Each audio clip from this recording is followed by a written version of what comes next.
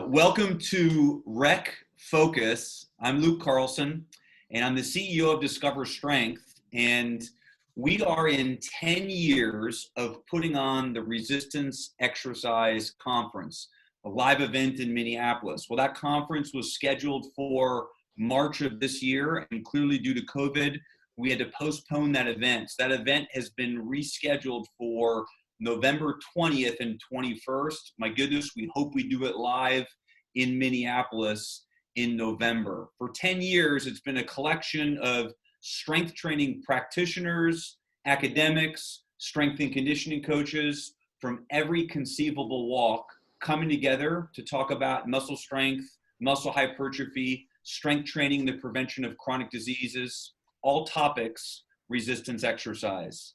This today will be our second focus event. After we postponed the conference in March, we said we have to do something virtually. So last month, we had Dr. Emma Mosley, Dr. James Fisher, we had Bill DeSimone, and Adam Zickerman from Inform Fitness in New York join us and talk about a number of topics: resistance training and stress, some stress management techniques, from Dr. Emma Mosley. And then we talked about how do we turn our personal training businesses and pivot and go virtual with that business.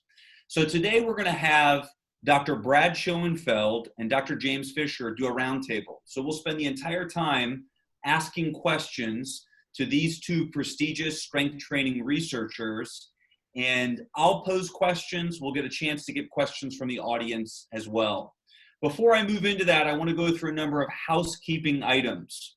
You'll get an email about this, but on May 28th, we're doing a 4-hour seminar called Building the $1 Million Personal Training Gym. This is a $69 course, and we have a VIP registration for $99. That is another 1 hour of content on how to build a website that draws clients to your business. So that's May 28th. It's live. It's from 10 a.m. to 2 p.m. and that's Central Standard Time. $69 price point, $99 for the VIP. Now, as a reminder, this will be replayed. You'll get an email of all of our content here today. It'll get sent to you tomorrow, so don't feel like you have to capture everything today. Now, as we walk through the format today, a couple things you should be aware of. If you look at the bottom of your bar, bottom of your Zoom screen, you can look at a couple of different options. Firstly, there's the chat feature. So the chat feature will just be among the audience. So if you want to converse with each other, say hi to each other, that is that function, the chat function. When we open this up for Q&A, you will not use the chat function. You will just use the Q&A function. I'll field your question and then I'll ask our panelists that question. I'm going to ask you to stay muted the entire time because if one person is unmuted and your dog is barking in the background, it'll be distracting. So we'll stay muted and we'll just do the Q&A virtually. Don't put your questions in chat because we're going to miss those. Those will come too fast. Put them just in the Q&A. Now here's the format. We'll go through a number of big topics, big buckets. I'll introduce a question or two for each one of those topics. When I'm done with those first questions, then we'll open it up to the audience. We're going to try to keep those questions germane to that big bucket, that big topic. And we'll start each topic off with a poll that you can participate in right from the beginning. All right. Now, as we introduce our speakers today, I want to go over the overarching objective. So why are we doing this? What are we trying to get out of these next couple hours? So strength training practitioners often find themselves landing in a camp.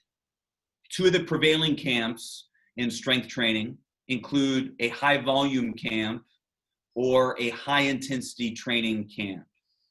Our goal today is to bring together two respected academics who have been associated with one of these specific camps, but who have also shown a tremendous open-mindedness and have published research with results that actually conflict with the camp they maybe have been associated with. Today, we'll get a chance to hear them discuss their current thoughts on all things strength and hypertrophy, and perhaps in doing so, take a small step toward deconstructing the binary methodological approaches to strength training that exist in 2020. So it's my pleasure to introduce first Brad Schoenfeld, PhD. He's an associate professor of exercise science at Lehman College in the Bronx in New York City in the United States, where he serves as the graduate program director and heads the Human Performance Laboratory. He also currently serves as sports nutritionist for the New Jersey Devils hockey organization. Brad has published more than 200 peer-reviewed scientific papers on various exercise and sports nutrition related topics, and authored the seminal textbook, Science and Development of Muscle Hypertrophy. He was the recipient of the 2016 Dwight D. Eisenhower Fitness Award presented by the United States Sports Academy for outstanding achievement in fitness and contributions to the growth and development of sport fitness through outstanding leadership activity, as well as earning the 2018 NSCA Young Investigator of the Year Award. Let's give a virtual welcome to Brad Schoenfeld. And our second panelist is Dr. James Fisher. Dr. Fisher earned his bachelor's degree in sports science from the University of Chester, his master's in exercise physiology from Manchester Metropolitan University, and his PhD in learning and teaching in higher education from Solent University. I had that wrong. His PhD his PhD dissertation was the scientific application of resistance training through Nottingham Trent University. James, you can correct me if I got any of those wrong. James draws on personal experiences as a fitness professional, strength and conditioning coach to amateur, professional, national, and international athletes. Great Britain wheelchair basketball coach at the London 2012 Games, and published researcher and reviewer to deliver the theoretical and practical knowledge required for future progression of health, fitness, and sporting success. So welcome, James. All right, our first topic will center around volume and sets. So Hannah, you can go ahead and share the poll question. And we'll take a few seconds to vote.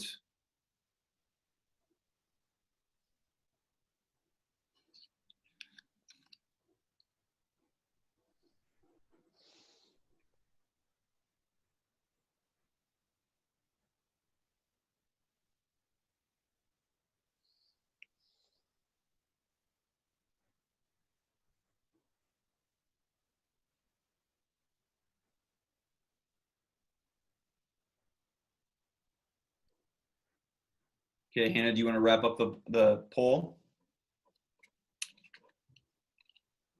Give us some results. I'm sorry, I thought you could see that. So we have, how many sets do you typically perform on each exercise? The 46% of the audience said 1 set, so 63 people. We had 10 people say 2 sets, 34 say 3 sets, 21 people said 4 sets, and 5+ sets, 10 people said that. So the majority of people, 46%, 1 set. Okay, so on exercise volume, so I'm going to start this off with Brad, and we'll kind of go back and forth. Okay, there we have the results. Now we see the results on the screen.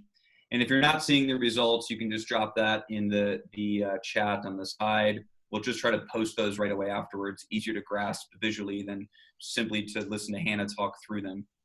So we're talking sets. We'll start with you, Brad. Please share your current thinking on the optimal number of sets per exercise to optimize strength and hypertrophy. And before you answer that, on every single question, I'm not going to continually say to optimize strength and hypertrophy, but I do want both of you to spend some time on strength and spend some time on hypertrophy. And let's make sure we're all on the same page here. We're generally talking about optimizing.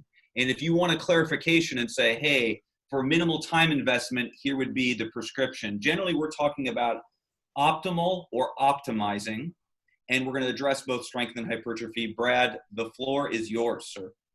Yeah, I would start by saying that there is no universal answer I can give to that, because I think, and I would hope everyone, I certainly know James, we've discussed this, would agree that training is highly individual, so that any recommendations that I provide would be general guidelines and that they vary amongst people. And this is not only well documented anecdotally, but in the research, that it's been well shown in multiple studies that, look, every study I do, you see a panoply of results, as far as some people in the same study are getting excellent results, where others are getting almost no results doing the same exact routine. So to try to pigeonhole it into what is best, and that's one of the things that I'm certainly not in any camp, but that's one of the things that I have issues with when we talk about a one set to failure. It's like saying that everyone should go out for 5 minutes and get a suntan. You just can't everyone is different in terms of what they're going to need. So with that said, I do think there are differences, and I think the literature shows kind of a divergence between strength and hypertrophy. And I think the more that I have seen the literature and some of the research that we've done, strength seems to have less of a volume-based effect, at least when we're talking with moderate repetitions. Now, for power lifters, if we're going to start using low reps, 1, 2, 3, 4 reps sets, more sets might be, it's not been well studied, but just if you look at the powerlifting routines, that is where doing more sets probably has a basis. But if you're talking about for the general public, low volume approaches with somewhat higher frequencies, I think that doing probably 2 to 3 days a week would be optimal, because frequency in terms of having a repeated effect seems to enhance the neural patterns. But from a set perspective for a given session, I think lower volumes would be generally just about as effective as higher volumes. When it comes to hypertrophy, the body of literature shows a dose-response relationship. And when we start getting into so we did a meta-analysis, which I would assume many are familiar with, which showed at the time we did it, we couldn't go past 10 sets per muscle per week. And it did show a dose-response relationship between, we had cut points at less than 5 sets, 5 to 9 sets, and 10 plus sets. And there was a clear benefit to the higher volumes for hypertrophy. And we couldn't really gauge above that. Since that time, there's been multiple studies that have come out that have looked at somewhat higher volumes. And they've been, I would say, equivocal, where some have shown benefits, some haven't. I don't want to take up too much time here, but I'll kind of synthesize this in saying that there's several issues. Number one, I don't think we should be looking at volume over the course of a career, because I think that, to me, volume should be looked at over given cycles. I do think the human body is very resilient. The studies that we do are very short term. We're talking generally 8-10 weeks. So at least you can make a case that very high volume, certainly this is my theory, and it's not been well documented, just hasn't been well studied because we can't carry out long-term studies. But if you do high volumes for long periods of time, you're going to end up getting overtrained. One of the other things, so again, I don't want to, I'm not sure how much time I have here, but here's some of the things. You have plenty of time, Brad. Okay, so the studies, when we look, let's say I carried out a study, and some people, it was 45 sets for legs over the course of a week, but it was 5 sets of 3 exercises for the legs. The total sets per week, and this is where I want to go with this, was roughly 100 sets per week for all the muscle groups, all your major muscle groups. So we didn't do like hamstring work in that study. We didn't do calf work. We didn't do dedicated. We did 1 shoulder exercise. We did 1 chest exercise. So the total sets, if you look at it like for the biceps, we didn't even do direct biceps work. They were indirect. We indirectly studied them. So I think here's some of the things to think about. Number one, you want to look at volume in the course of a total, all the sets combined, not necessarily per muscle. And let's say you want to do 100 sets per week. How would you divvy that up? I do think there is some decent evidence to say that higher volumes seem to be better. More people will respond to higher volumes, meaning that if you have a lagging muscle group, it might be a good time to use more volume for that. Whereas if you have a strong muscle group, think of volume kind of as like a budget. So if you have $100,000 to spend, you could buy a $50,000 car, but then you only have $50,000 left over for your apartment and your meals and entertainment. So how do you apportion that? And my thinking as it's evolving, and this is what I'm doing now in terms of some of the coaching that I've done, is to work within that volume budget and then allocate it based upon needs. So the weaker muscle groups, the lagging muscle groups get more. The stronger muscle groups, the more responsive ones get less. And I also think that it's best to periodize volume where it progresses from lower to moderate to higher volumes. And that's where you have this super compensatory phase. So a fairly short period, 4 to 8 weeks or so of this higher volume where the body is very resilient. It can adapt and thrive in stressful environments over short periods of time. But if you repetitively apply that stimulus over longer periods, it then becomes unable to cope. And if you're asking me for exact numbers, my general guidelines are somewhere between 10 to 20 sets. Let's say you start with 10, go to 15, and then go to 20. But I mean, some people respond to lower volumes, 5 or 8, let's say, sets per muscle per week, and some are 25 to 30. So there's, I think, a wide range of applicability. And again, I never think it's good to, we talk about camps, I never think it's good to be high volume for long periods of time, even though we just don't have research on it. But absence of evidence isn't evidence of absence. And I do think that there is this benefit, and hopefully we can get some more long-term studies to bear this out. And we could talk more, again, I'll let James comment, but other things you need to think about are single joint versus multi-joint. Is doing 8 sets of biceps the same as doing 8 sets of squats? No.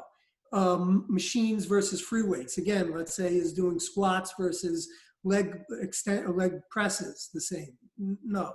In terms of the systemic effects on fatigue. So again, things that you have to think about when you're apportioning volume.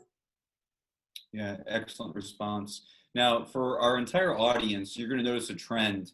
When I give a lead question, the question is going to be a 30,000-foot question. It is going to be broad, and they'll both kind of do their introduction. And then when you ask your questions, we'll stay on that topic, but you can be as nuanced as you want. I mean, you can say, hey, Brad, on page 9 of the paper that you just published in this journal, I have a question on this. You can go really nuanced if you want to in those questions, but we want a 30,000-foot view on some of these big topics to start off with. So Dr. Schoenfeld, thank you so much for that. Dr. Fisher, same question to you. Please share your current thinking on the optimal number of sets per exercise to optimize or maximize strength and hypertrophy.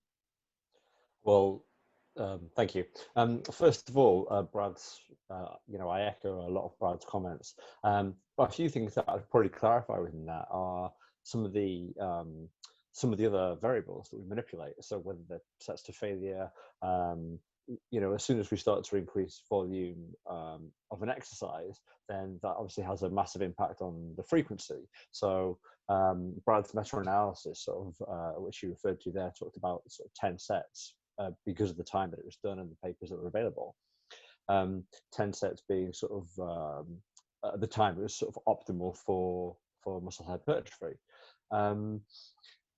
But there's ways to divide that.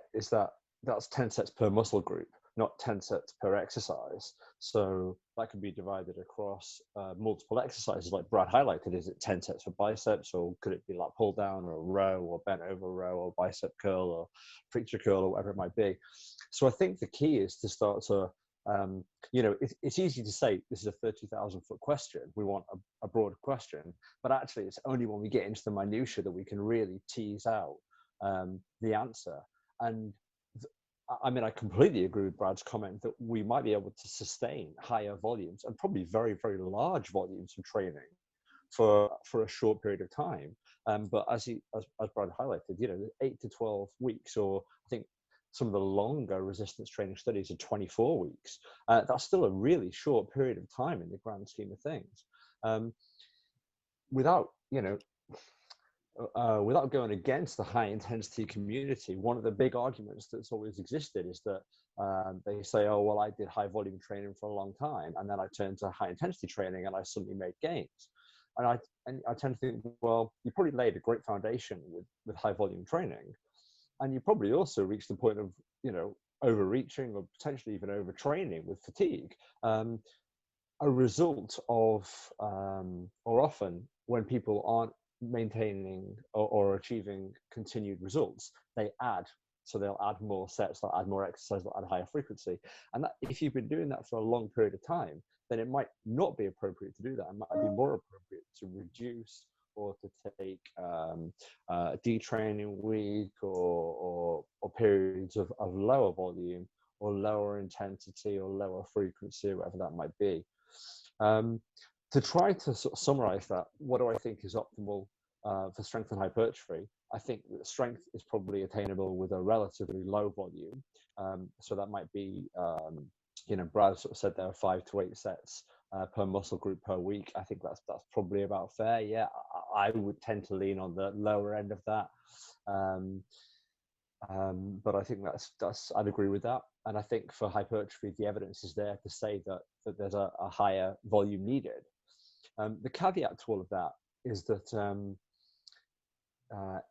we've got to look at the other factors around this. So I know that people are going to pick up this and say, oh, well, training to failure or not training to failure and so forth. What if I do warm-up sets? I know Dorian Yates is bandied about by the high intensity community. And Dorian, quite famously, because of the weights that he lifted, did multiple warm-up sets of an exercise before then doing all-out sets to failure. So you have to look at that and say, well, does that become multiple sets, or do the warm-up sets not count? Because there's no question in my mind that the warm-up sets certainly played a role in the stimulus. And if you look at, if we then turn that around and say, well, what is the stimulus for muscle growth?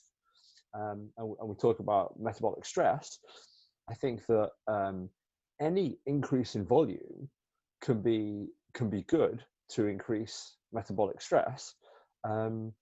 So, for example, there's some really nice studies. I'm turning this away from resistance training a little, so forgive me. But there's some really nice studies by the likes of Tommy Lundberg, who's looked at cycling, cycle tasks, but they perform cycle tasks at quite a high resistance to failure. Or with an increasing resistance to failure. So I think that has again increased the metabolic stress within the muscle to effectively be an increased volume in a week, which has resulted in increased hypertrophy. So maybe that leads us down the path of looking at the other variables that people do. So for example, I'm a cyclist, so I tend to train my legs far less frequently and with a far lower volume than most people who are not cyclists would do so. So I think that we have to look at all of the other factors in, you know, in accordance with this. And I don't think there is a black and white answer for everybody to say, here's how many sets you should do to optimize volume. It might be, here's how many sets an individual should do. Certainly, I think there is more and more research and an area that I've certainly changed my mind on recently has been volume. Jeremy Lenecki's group did a great paper where they looked at the idea of practicing the test, where they did one group of participants did very heavy training of single repetitions to try to optimize strength, and another group did 4 sets of 8 to 12 to optimize hypertrophy, and they showed far greater increases in hypertrophy. And I think that you know, the evidence is pretty much there to say you get greater muscle growth with multiple sets per muscle group per week. Where that goes up to, I'm not sure. So I think that, you know, how many sets per exercise, how much time do you have? Yeah, so let me transition there, James, and you alluded to this, but we'll have you both field this question, and then we'll open it up to all the questions that are queuing in the Q&A.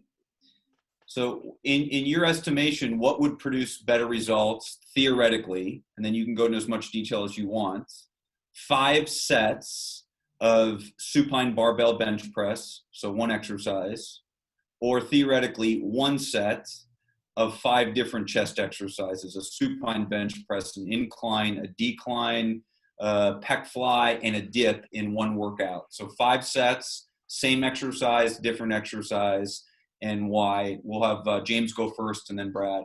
And clearly, it's not just this nuanced question, it's the concept. So discuss the concept. I mean, I think that's the million-dollar question, isn't it? Should we be repeating multiple sets of the same exercise, or if we have the tools to vary the exercises, should we just be able to vary the exercises? I know which I prefer. I prefer multiple exercises because I'd like the stimulus. I think that if we look at 5 different chest exercises, for example, you would look at some isolation exercises in there. So you've got a kind of a mechanical leverage element as well. There are certainly no studies that I know of for the upper body that have done this. There was a study by Fonseca, is that right, Brad? Fonseca, looking at lower body, looking at variation with squat, deadlift, lunge, and knee extension, I think, and they looked at the quadriceps, and they found better overall growth across the 4 muscle groups of the quadriceps for the multi-exercise. But I think the overall muscle thickness was similar in the rec fem. It might be, Brad might be able to help me out on that one. So I think that from the point of view of if you're looking to maximize aesthetics, which is maybe the overall shape of the muscle, the overall shape of the, of especially where we talk about the quadriceps and say there's multiple muscles, I think that there's a benefit to doing different exercises. So I would take that approach, and I would encourage people to take that approach. Okay, Dr. Schoenfeld, same question.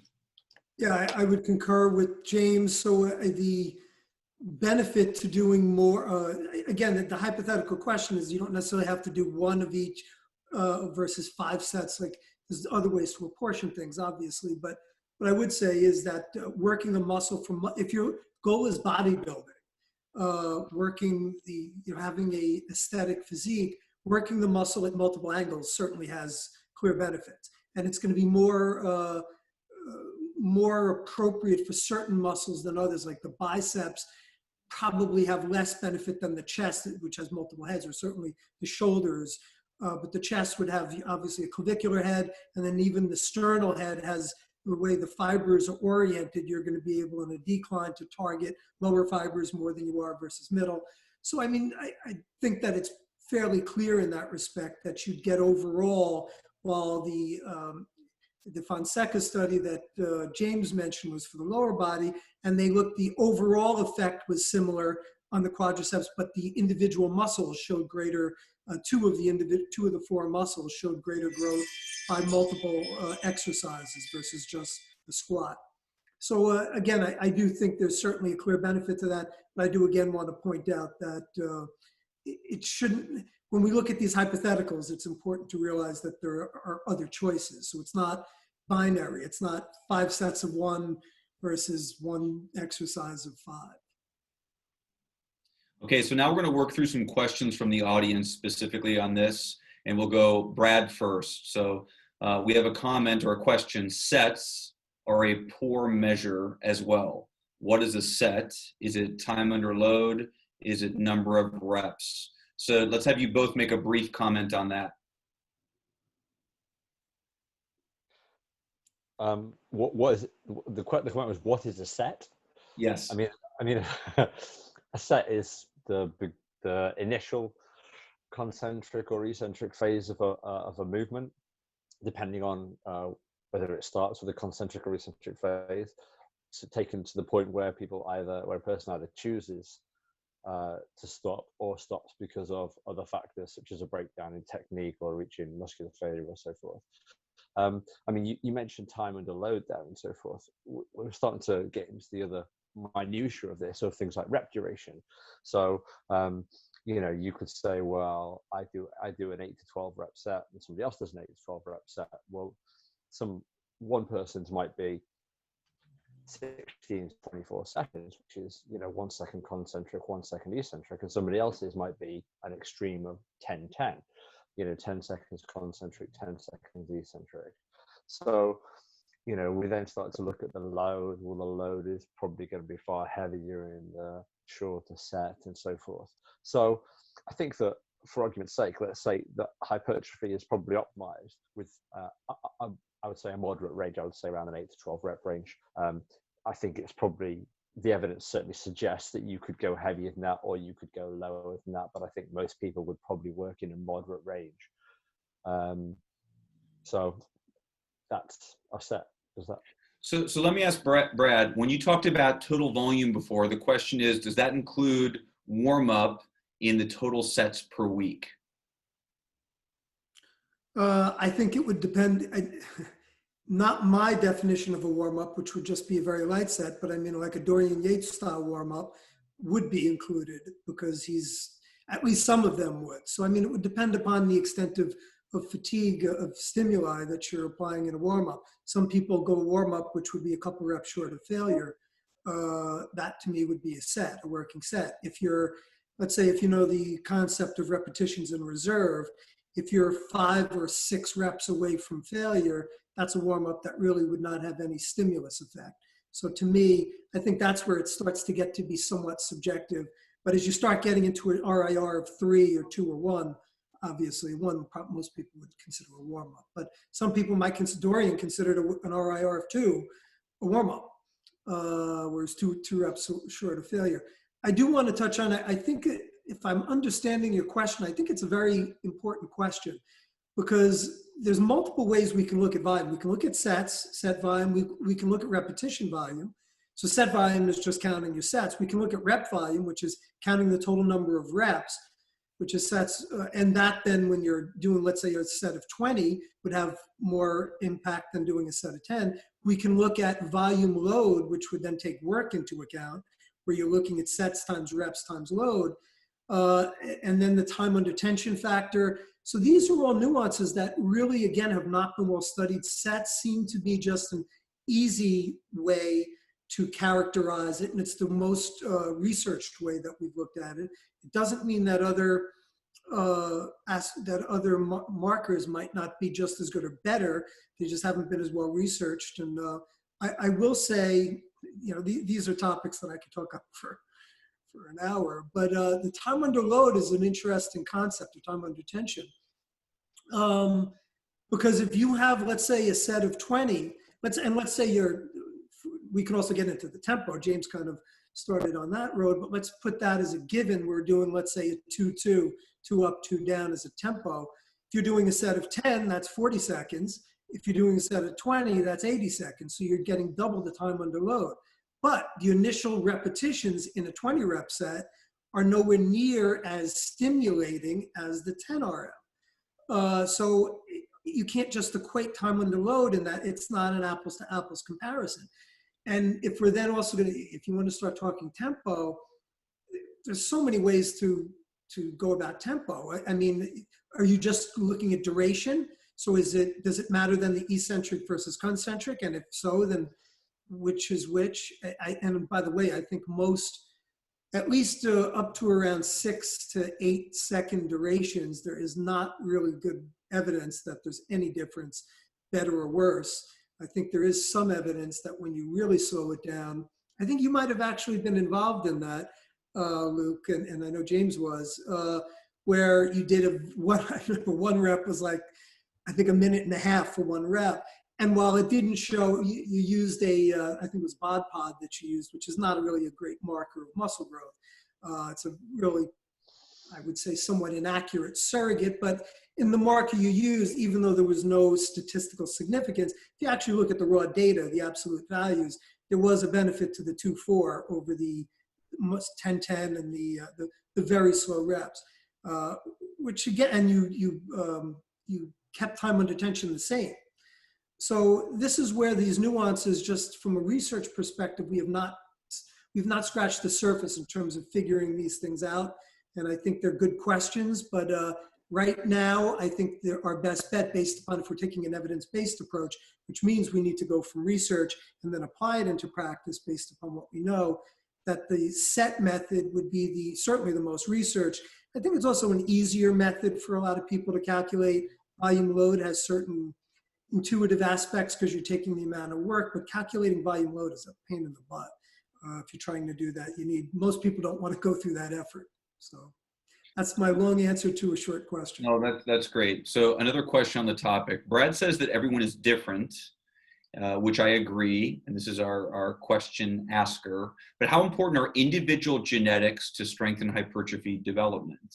What ratio of importance would the two gentlemen give to genetic response to training over the actual type of training itself? Will everything work if you are genetically blessed? Will hardly anything work if you are not? Is it 50-50 in terms of influence, or is volume or style of training more influential than genetic response? So let's go relatively short answers on this one so we can move on. James and then Brad. I mean, I have no idea. If I was to hazard a guess, I would say genetics probably play around 90% of the impact. I think that with the right training program, somebody who is in a poor genetic position can still make good benefits, but will certainly not be comparable to somebody who's genetically blessed with very, very little or no training at all. You know, we've seen that from a number of studies, and the fact that we have different body types shows some people are genetically predisposed to carry muscle and some people struggle. So I'm going to say sure, 90%, complete guess. Okay, Brad.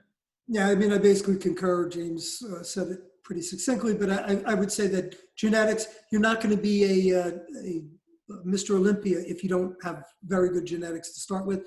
But I also would say that there is no one who cannot put on appreciable muscle.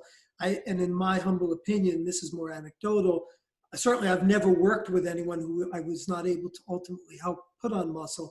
But the worse your genetics are, the more you have to be innovative, the more you have to look to manipulate variables and keep trying.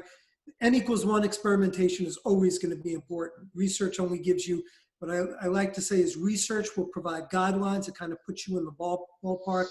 But the worse your genetic, the better your genetics, kind of the more shotgun approach, pretty much anything does work. I still think no matter what, you always can get better results if you're more systematic with it. But as you go down that genetic curve, it requires more effort and intuition. Okay, so question on the volume of exercise for males and females, and the volume of exercise for people that are predominantly a particular fiber type. Do we think it makes a difference? Brad, you're first here. I don't have, so male, female, I do not think there's really much difference. Certainly we have much less research in females, unfortunately. I was collaborated on a study that has not been published yet, but it looked at somewhat high volumes. It was around 20 to 25 sets versus really high volumes, 50 plus sets. And for the most part, there was no difference between the two. And this was with trained women. It was for one muscle group, there actually was a benefit to the higher volume, but for the most part not. And I do not see I cannot think of any logical reason. From a fiber type perspective, no, I don't think volume makes much difference in that, although we don't have any evidence of that. There's some interesting things we might want to get into on whether loading range might have effects. We actually just published a study on that, which I can draw upon if we want to go down that road. Great. Let's have James weigh in on this. Yeah, I mean, I tend to agree with everything Brad just said, to be honest. I don't think that there's any evidence that's compared volume in males and females to say that one can handle more volume than another. by experience, purely anecdotal, females can tend to recover quicker, so could probably train at higher frequency. So if you, by experience, if a female wanted to divide volume over more days per week, I think they probably could do that. But certainly there's no studies that I'm aware of that have shown that, so that might just be the samples that I've worked with. Samples, that sounds terrible, doesn't it? And then the second part of the question was muscle fiber type. Yeah, again, volume. I don't see why volume would impact growth, or why volume would be different based on preponderance to muscle fiber type. If you know, a dominantly fast or slower twitch, I don't think volume would make a big difference. Okay, so I want to briefly touch two more questions, and then we're going to move away from volume. So this is a short answer. My question: is there any evidence that more than a single set of the same exercise is superior for hypertrophy if the first set is taken to failure with a 70-90% of your true 1RM load? So let's go Brad first and then James. And we've kind of maybe touched on this, but this is a really specific variation of that question. Well, yeah, our meta-analysis, 2017, I believe it was now, clearly showed that. As I mentioned earlier, there was a dose response, and that the majority of those, I think all of them actually, were 65 to 85% 1RM. And then there's been a number of studies that have been published since then, multiple studies, and in different age groups and different, one of the more recent ones, which was, I think, a really cool study. To me, I think the most controlled study to date, where they did a within subject design, meaning that it was just doing that they did leg extensions and leg press unilaterally. So it was 15 sets versus 5 sets per week, where one leg did 15 sets per week and the other did 5 sets per week on average. And and they used gold standard MRI was used. There was a group out of Norway and Denmark, I believe. It was a collaborative study. And, again, so here's, by the way, I want to say clearly that a majority of gains are achieved with very low volumes. So what we're talking, you mentioned, this is about optimization. I think for the majority, if you're asking me, I think the majority of people would be fine on low volume routines. Most people are not looking to be bodybuilders or to max out their genetics. So my research focus is on athletes and bodybuilders and on people who want to get maximally jacked. So when I'm answering these questions, it's about maximizing genetics. I think the majority, and I think that's pretty clear from the research and also anecdote. So when I'm answering these, it's in that context. Again, I think if I recall, it was like 5% growth versus 3% growth. So it was more.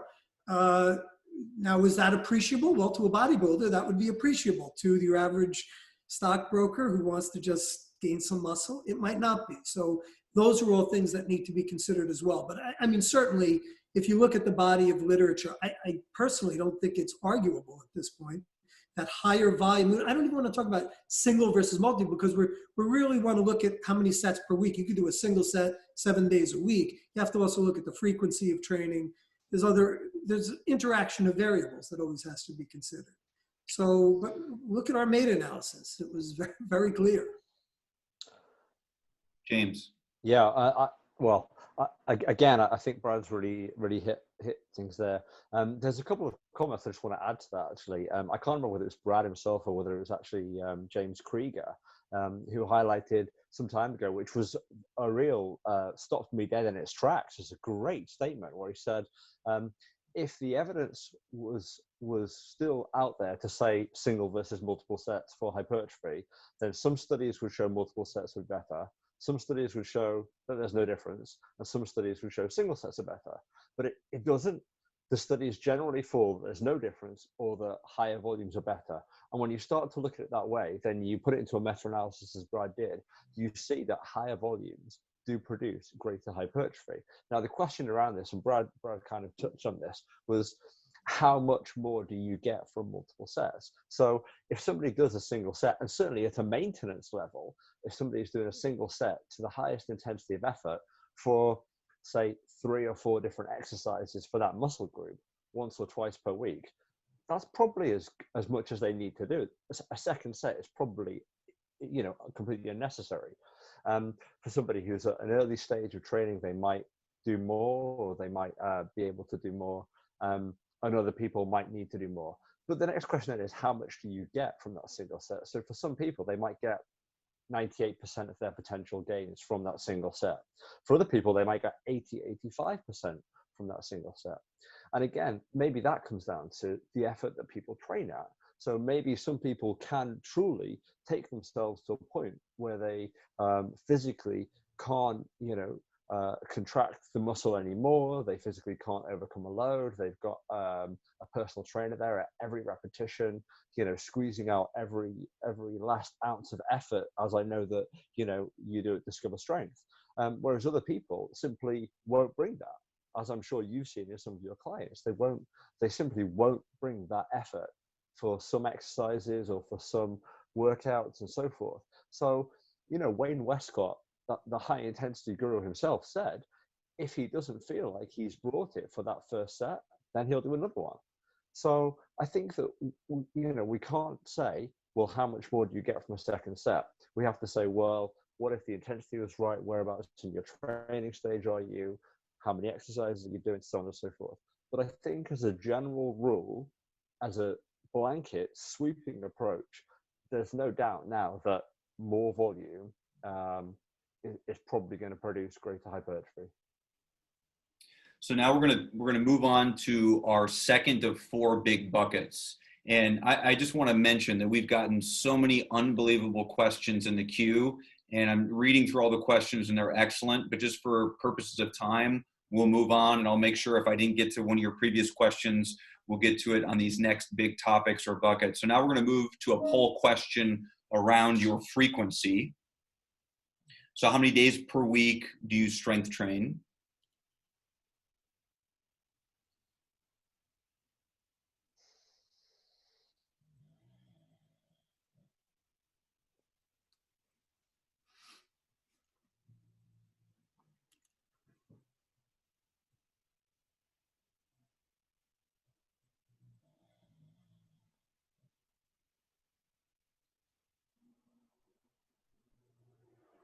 Hey, Hannah, are you able to show us the results?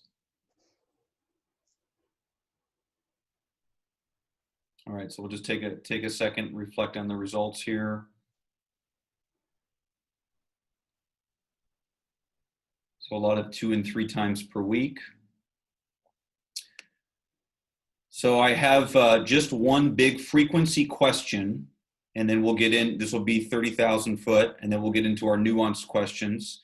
We'll go James first this time. Please share your current thinking on the optimal training frequency to optimize strength and hypertrophy. Excuse me, Luke, can I ask, is this frequency per muscle group or frequency, because you can look at frequency per muscle group, our meta-analyses of looking at it. Yeah. That's a big distinction we need to make. Yep, so I agree. So it's going to be impossible to answer this without talking about frequency of muscle group. And then I think you should share your comments on total body workout versus split routines. I think you're going to have to address all of it. So James, go ahead. I'll jump in there, but I think Brad's right. This is a bit of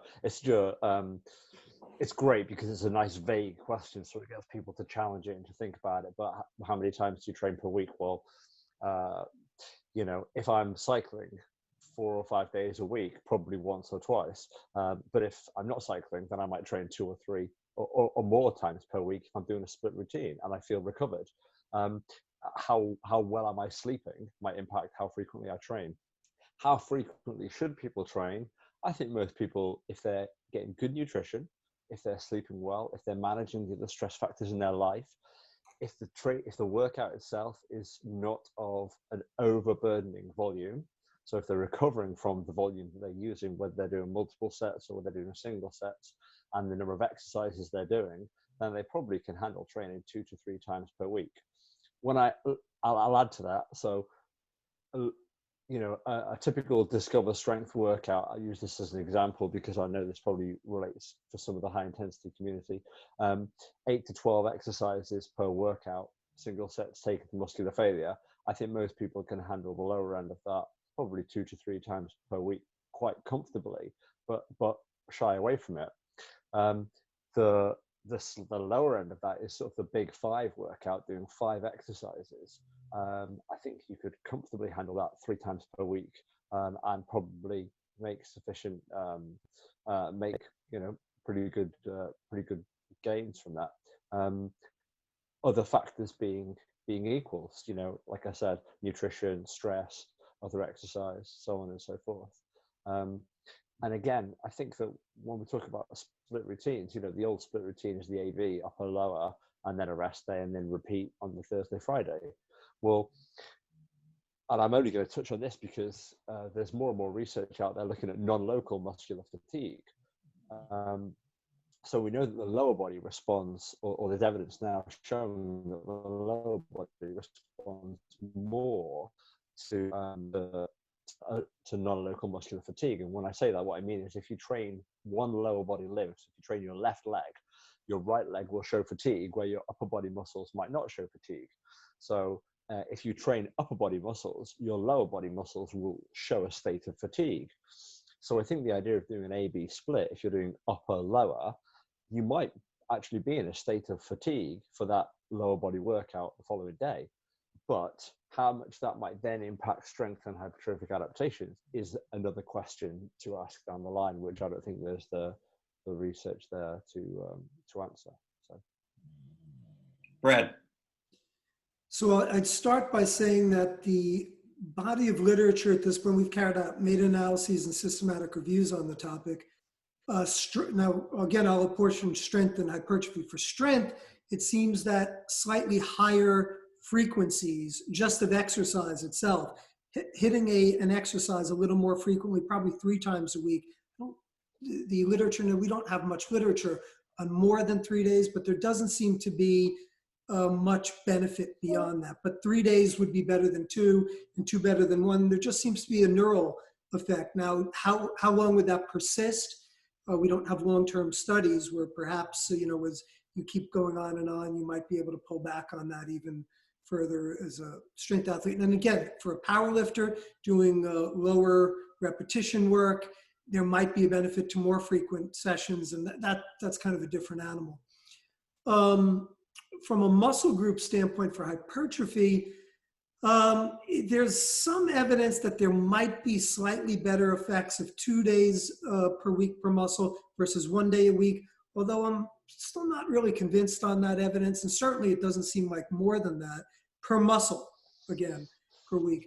So with that said, so that having that as background, my general approach is to use frequency as a tool to moderate higher volumes. So on a lower volume approach, generally a 3-day a week base program works quite well. And it can be on a total body basis to get fairly low volumes in, let's say 10 sets per muscle per week or so. As you start to get more volume, and there does seem to be some evidence that packing a lot of volume for a single muscle group in one session is not very effective. So when you're getting above, let's say 8 to 10 sets per muscle, let's say you're going to do 3 sets, let's say you want to do 4 sets of 3 different chest exercises. It would be better to apportion it 2 days of 6 sets in one day and 6 sets in the other, rather than doing all 12 sets in that given workout. And that's generally my philosophy. So moving up to, let's say, from a 3-day total body workout to a upper lower split done 4 days a week. So you do upper lower rest. And then for bodybuilders who really want to take their bodies to their ultimate level, and you're then going to have, let's say, a high volume super compensatory phase cycle, 6 days, I've gone up 6 days a week, let's say a 3-on 1-off, kind of the old school bro type workouts, which you can just pack more exercise in. You're getting your muscles 2 days per week, hitting each muscle 2 days per week with higher volumes. Okay, fantastic. So let's just go to the Q&A on questions around frequency. Any specific questions around frequency? Okay, so we don't have a lot of frequency questions coming in. So in the interest of time, we'll move right on to exercise selection. So we'll kick off with a poll. Actually, sorry, Luke, can I missed a minute of what Brad said then. So, but I want to add to that because I know that when it comes to frequency, one of the other things that Brad's actually looked at in all this is if volume is equated, then frequency plays less of a role. So forgive me if you touched on that, but I think that we like I highlighted, it depends on the workout that's being completed. But if somebody only has one day to train per week, then they shouldn't think of that as inadequate. They maybe just need to increase the volume that they're including in that workout. But if they've got 3 or 4 days, but they've only got 10 or 15 minutes, then doing 4 or 5 exercises and splitting things up, or doing four full body workouts that have only 3 or 4 different exercises, but different exercises on different days might be equally good. So. All right, we're going to move on. Thank you for that, James. We're going to go into exercise selection. So we'll lead with a poll here on exercise selection.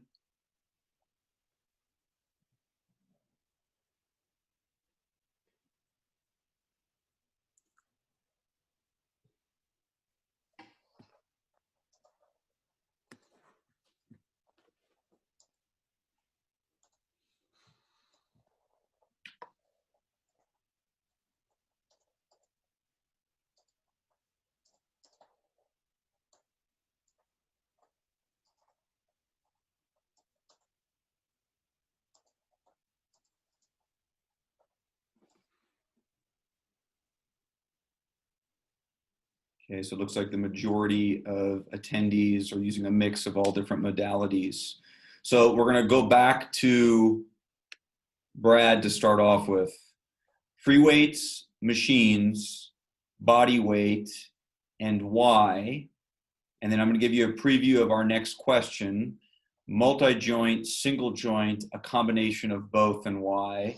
And if you want to address both in one question, you definitely can. It's tough to talk about exercise selection without talking about a little bit of single joint and multi-joint.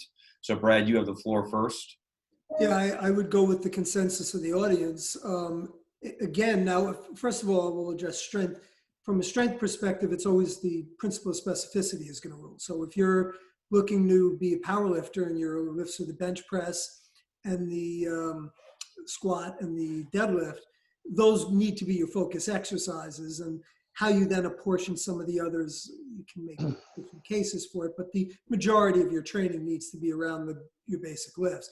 Or if there's a given exercise that you just want to get better on, if you want to get better at chin-ups, you need to do chin-ups. So with that said, if we're talking now about hypertrophy, which I think this would be more relevant to, a combination is, I don't think it's even arguable in my humble opinion, because the benefits of one really are the disadvantages of the other. So let's take free weights where you're going to get multiple let's say you're doing a squat where you're getting multiple stabilizer exercises involved. Yeah, so you're going to work your quads a lot, but you can, and this kind of ties into multi-joint, single joint, which we'll get, but let's say you're doing a leg press, you can take out the stabilizers that are involved and focus more on your target muscle. If you want to focus even more, you do a single joint exercise on a machine, such as a leg extension, and really target your quads. But you're then not going to get the stabilizer development. So if you're looking for total muscle development, you're going to want to utilize a combination to maximize stimulation of all the musculature, right? Again, it's just intuitive. You don't even need, to me, it's, yeah, obviously you want, and there's really not much in the way of studies. There's the study that James talked about, the Fonseca study, kind of went into that. But we really don't have a lot of good, there was a new study looking at this is the binary studies, which are kind of the problem. It looked at just machines versus just free weights. And then to me, that's the wrong question to ask. Because if you don't have then a component of doing both, I don't think we're really answering the right questions there. Okay, that's really valuable response. James, same question. I'm actually going to disagree a little bit. I think that, I mean, I like the use of free weights, resistance machines, and bodyweight exercises. And I think a lot of it for me depends on the exercise that I'm performing. So for me, there's no substitute for example, a Romanian deadlift. So that's a free weight exercise done and dusted. But I think that when it comes to, for example, a back squat, the argument has always been there about the stabilizing muscles. Well, there's probably no question that you're hitting a greater amount of musculature because of the trunk muscles need to sort of stabilize and so on and so forth, and even the upper back and so forth in the posture and holding the bar. But when we talk about stabilizing muscles, I almost get a bit frustrated with this, because what we actually mean is we're improving our balance at being able to do a squat. So if you're a power lifter, then you absolutely should squat. There's no question about it. And I wouldn't put a powerlifter, well, I probably wouldn't put a powerlifter anywhere near a leg press, but I'm blessed with the fact that I don't work with any powerlifters. But I mean, I worked with a rowing coach a few years back, and he was talking to me, and he was saying that he'd finally got all his athletes to be proficient at the squat, and they were getting much stronger. And he, every time I saw him, he'd say how much stronger they were getting on the squat. And then one day he said to me that they weren't getting any faster in the boat. And I said, well, why do you think that is? He said, I don't know. I think that they're, I don't know what's going on. I said, well, let me ask you, are they getting stronger in the leg press? And he said, well, no, actually. And I said, well, they're just getting better at squatting. And I think, I mean, that's an obvious anecdote, but I think that, if we're looking at pure muscle, then is there really more to be gained by doing a free weight exercise and by that instability? Or is the potential of that instability a hindrance in our balance and our skill? I would be way less comfortable taking a squat to complete failure, even in a squat rack and even with a spotter, than I would a leg press. So are there other factors there that we need to look at to say, well, actually, I'm not getting the same recruitment because I'm not taking it to the same degree of effort? Or have we passed that threshold anyway, so recruitment is the same? So, but the stabilizing argument, I'm not as committed to that as Brad seemed to be, if I'm honest. So now we're going to transition to a rapid fire. Can I just respond there? Yeah, And please again, do. It's an interesting point, James. But so wouldn't you say, though? I mean, balance to me is it's kind of the term is a little ambiguous depending upon context. But what I would say is that, let's say with a squat, your external rotators are going to need to stabilize that movement. Your tensor fasciae lata, these are muscles that would not, and we don't have, those muscles aren't studied in your research. So but just intuitively, if they're going to be forced to work harder during those exercises, wouldn't you say that they would get greater development, which if you're then going to put them on, let's say, a leg press, they would not, if they're not going to have to work as hard, you would at least assume they're not going to be developed to the same extent. So I think that if we compare solely, should you do a squat or should you do a leg press, and you can only do one or the other, then I would probably say a squat or a derivative of a squat in some form. But if you say, should you do a squat and other exercises, or a leg press and other exercises, well, I think it was Greg Nuckols did a blog about, is a squat an adductor exercise? A squat is absolutely an adductor exercise. It's a great adductor exercise. Every time I go for any spell without doing front or back squats, I'm reminded that leg presses don't hit the adductors in the same way that squats do. But if I have add an abductor machine, then I'm less concerned with not doing squats. So I think that if we take it as a single entity, like you said before, a black and white, then there may be an argument. I'm still not as committed to it, but I think that if we take it to, should we do this exercise over this when we have all these other choices? What do you think about that? No, I think that's a great point, but then, it's kind of funny. I think we're now going in these talk about calves, but to me, that gives you more efficiency though, where you don't need to do as much extra volume on those other. So yeah, if you're going to then need to do single exercise for your adductors, your abductors, your external rotators, it's just, then you get to me, it's opportunity cost at a certain point, how much, and those, I would certainly say, we talked earlier, I mentioned that the amount of fatigue you're going to get from doing an abductor exercise, it's not like you're going to be crushed if you do 3 sets of abductor work, but it does make the sessions longer and requires more time. So yeah, so maybe I should have prefaced it to a greater extent and saying that I think you get better bang for your buck where you can then focus more on more efficiency of training. But anyway, yeah, I think those are good points. Okay, great interchange there. So now rapid fire. I'm going to go back and forth, and you got to fire away. We're going to go James first, and then Brad. You'll get an idea of where we're going with all these rapid fire questions. Your 2 favorite chest exercises. Now, when I say favorite, I'm going to say training yourself or training. We're going to say just an advanced trainee. So don't pick the 2 exercises you think have universal appeal to people with all different orthopedic concerns. Your 2 favorite chest exercises. James first. A chest press, and in fact, I'm going to say an incline chest press and a dip. Brad. You're asking for me personally or for what I prescribed for? I would say for you personally, and then the second consideration would be for advanced trainees.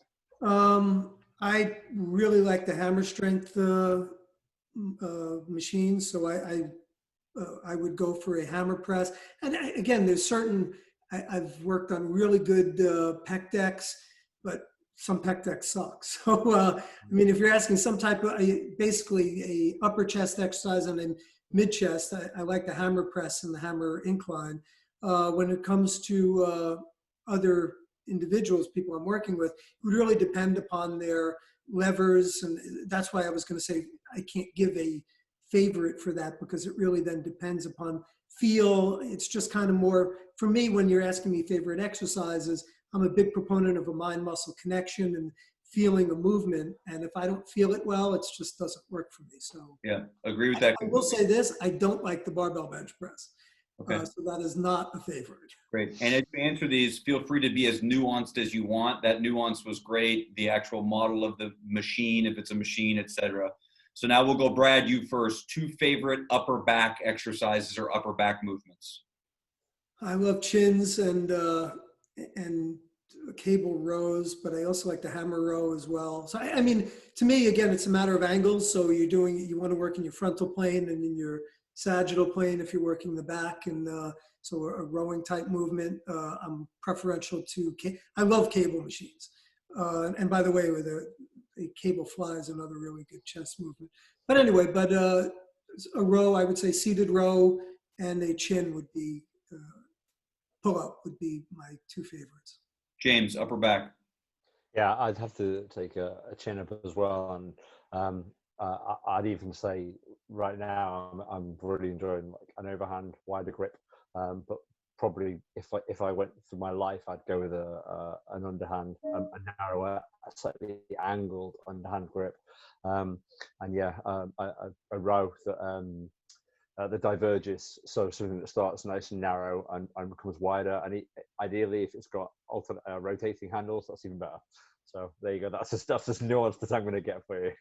Okay, James, shoulder exercises. 2 favorite shoulder exercises. I've always been, as much as I say, I've always been a fan of just a dumbbell overhead press. I don't do it so much anymore these days, but I've always liked it.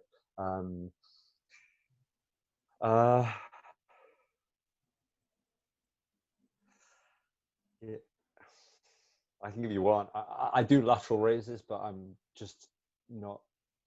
not as committed to them in my workout. I know it. A lateral raise machine I would take over a dumbbell lateral raise, because I feel like I'm in a better position, I'm in a more controlled position. So yeah, I would say a dumbbell overhead press and a lateral raise, seated lateral raise machine. Brad, 2 favorite shoulder exercises.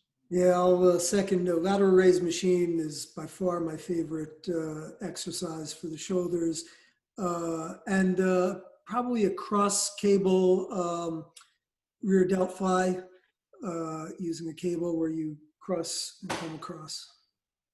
Okay, Brad, 2 favorite multi-joint lower body exercises. Rear foot elevated squat, I guess you'd call it, using a hammer strength deadlift apparatus. If you've seen that, where basically you pick it up and you actually, where you have it's tough to describe it, but there's a foot plate you can use to keep your foot on. I love that exercise. And a leg press, angled leg press. Great. James. I'll take a Med-X Avenger leg press and a Romanian deadlift. Okay. Now, James, 2 favorite exercises I developed. just answered that. Luke looked at me and paused for a second then because he was waiting for me to say a duo squat, Yeah. which would be my 3rd favorite multi-joint lower body exercise. 2 favorite exercises to develop the glutes, James. To develop the glutes. Romanian deadlift and any kind of leg press or yeah, probably stick with the leg press. I'd probably stick with exactly what I just said. Avenger leg press and the Romanian deadlift. Okay, glutes, Brad. Variation of the hip thrust for the gluteus maximus and an abduction, cable abduction, probably for the medius and minimus. Okay, Brad, 2 most effective exercises to develop the biceps. You can be as nuanced as you want here. For the, so I would say a hammer curl. I like a rope hammer cable curl is a favorite of mine, which is more for your brachialis and brachioradialis. And I don't think it matters all that much. I'm not a fan of barbell exercises, really. I do like some of the machines. I just don't think for biceps there's that big a difference in terms of it. Again, it's more a feel. So there are certain machines I don't remember specifically, just in gyms that I've trained at. I like the feel, but I would definitely choose some type of hammer with a neutral grip and then a supinated grip. Okay, great. James, same question. This is difficult because right now it comes down to what I generally have access to. So I know I've used some fantastic bicep curl machines, at Jim Flanagan's place and at different places in the States, which if I had access to on a regular basis, I might use. What do I train with? I tend to use an easy bar as a barbell curl, and I tend to do an seated incline dumbbell curl. James, 3 single joint exercises that just need to be included for best results. So 3 single joint exercises that just cannot be excluded. Yeah. Some sort of calf raise or calf press. A skull crusher or a supine triceps extension, and a knee extension. Same question, Brad. 3 single joints that you can't live without. Same exact answer, actually. It's funny. So yeah, calf raise, you can't really target the calves without single joint movements.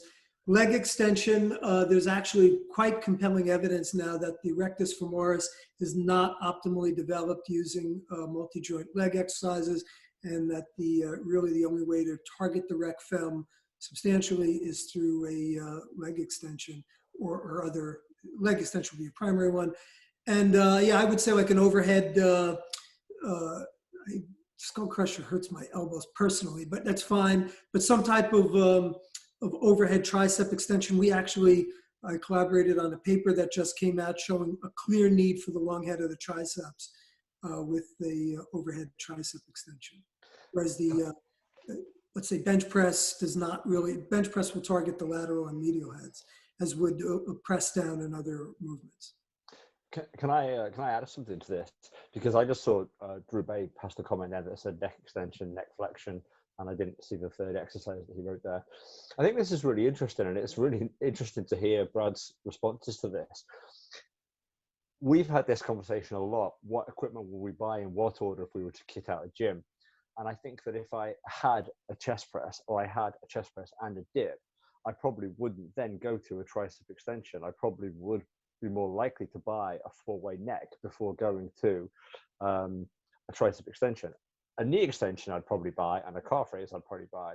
But I think that 3 single joint exercises that I like to do, absolutely, I stand by my answer. But I can definitely see the other approach by other people.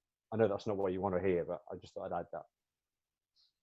Okay, so let's go, Brad. I just have two more rapid fire questions. What's the single favorite machine exercise for you? So nuance, single favorite machine that you have to include in your training. Yeah, I mentioned it before, the lateral raise. I love, if I go to a gym and they do not have a lateral raise machine, it goes from an A to a B automatically, no matter what else they have. So Great.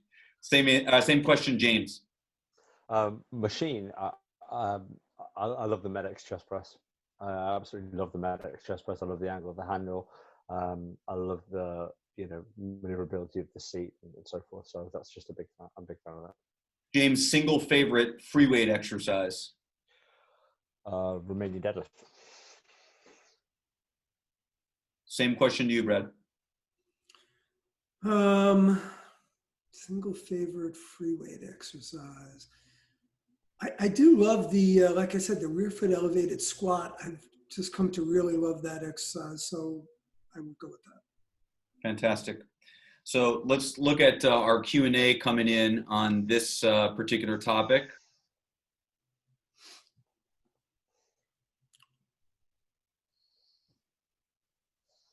Brad, give me your opinion on wide grip, upright row for shoulders.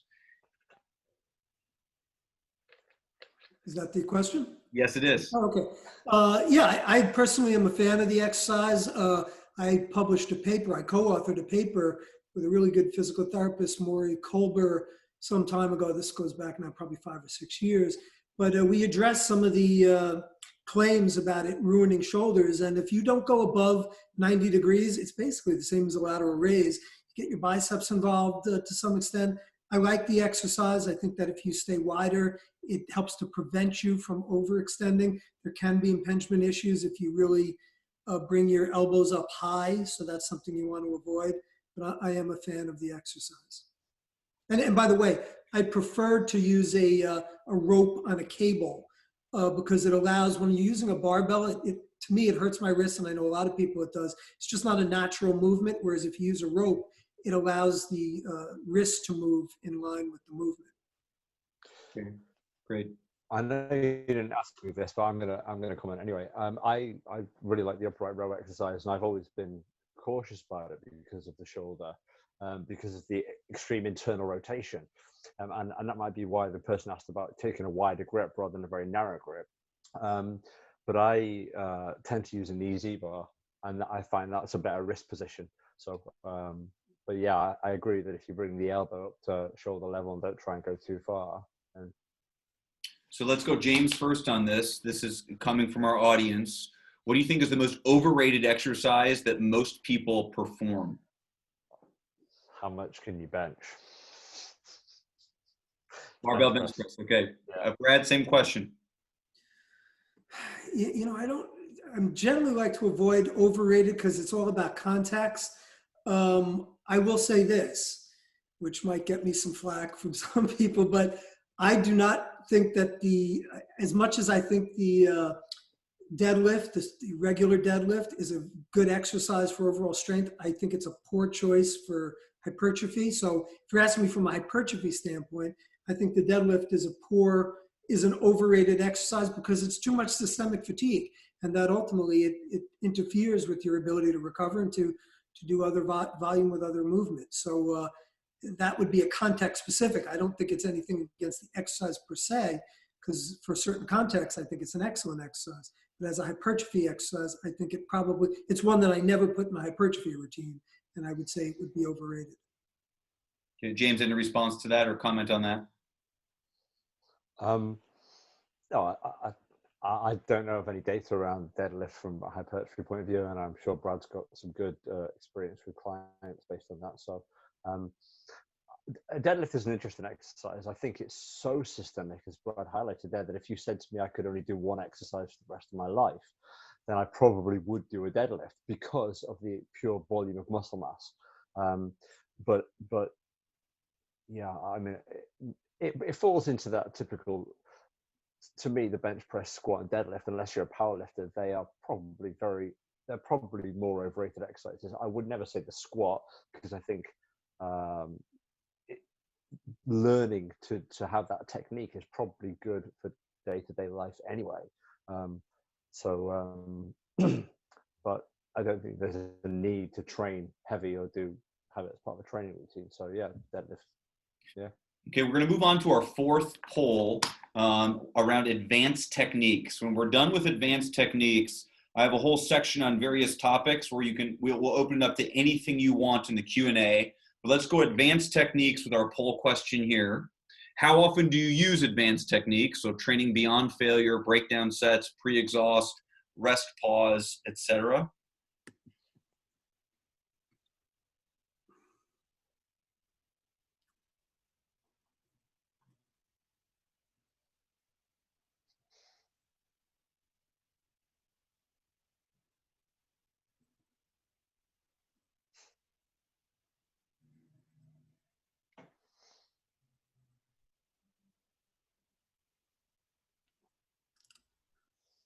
Okay, you can take a look at the answers here.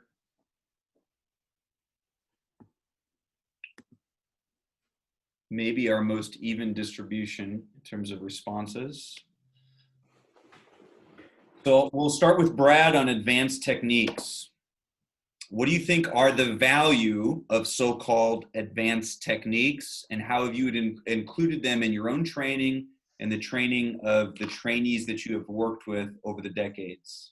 Brad, you're up first. I think they are valuable, particularly as people get more advanced.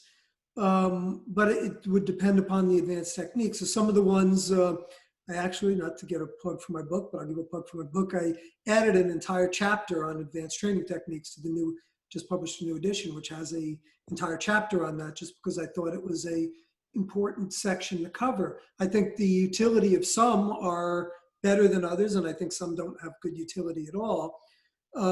So for instance, I think there is good utility and by the way, all of these need to be used, I think, selectively. I think they can be certainly overused, which can interfere again with recovery. So there has to be some, you have to be intuitive with it. And I think there's a lot of you need to be in tune with your own workout. But I think like a heavy negative, accentuated negatives, eccentric exercise would be one where there's certainly some quite good evidence that eccentric exercise, first of all, has different signaling. It initiates different intracellular signaling pathways than concentric exercise. So that in itself tells you that there probably are additive, synergistic aspects of utilizing them. We know you can lift heavier with eccentrics than you can with concentrics. And what's quite interesting, and now there's actually some quite compelling evidence of this, that there is regional differences in hypertrophy from eccentric versus concentric exercise when looked at purely on their own. So when you do concentric, I mean, in a study on the vastus lateralis, the midpoint of the vastus lateralis is targeted by concentric training, and the proximal portion is targeted by the distal portion is targeted by eccentric training, which is just a really interesting phenomenon, and it's kind of somewhat unexplained. But it does give some credence to the fact that perhaps using heavy eccentrics, and there's some limited evidence, there's some evidence using a flywheel training, which is a way of creating eccentric overload. So that's one that I think has some benefit. We've actually, my group has carried out some studies on drop sets. We showed a benefit, other research hasn't. I would say at the very least, it's a way of getting in more volume and being more efficient with your volume. So you can do extra sets without, and then pretty much not have to do more sets. So without adding on time to your workout, resting, so in equated volume, you can get similar results at the least. So I think that is an interesting tool to add. Anyway, I think there is, again, with those types of things, there is some evidence that cluster sets might have some value. I do think there is still a lot. This is, again, an area of research that is really not well developed. We'd like to think now that we have people on the moon, we've mapped the genome, and our exercise science research still is in its infancy at this point. So a lot to be determined there. A lot of what I'm talking about now is more intuition based on anecdotal evidence. And kind of giving an overall insights into what I've seen in the research. So I certainly do not feel strongly on the topic. James.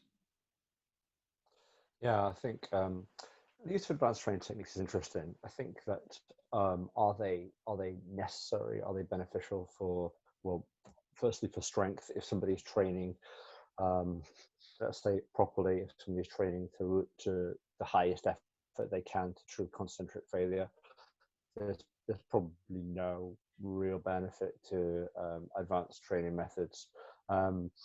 There might be benefits beyond strength. So let's say, Roger Schwab once said to me that pre-exhaustion can be great because rather than lift the incredibly heavy weight that you might lift as an advanced trainee for the multi-joint, if you proceed it with a single joint, and then have a rush to the multi-joint, then you reduce the load that you're lifting and therefore take any stress off joints and so forth. So there might be benefits from that point of view.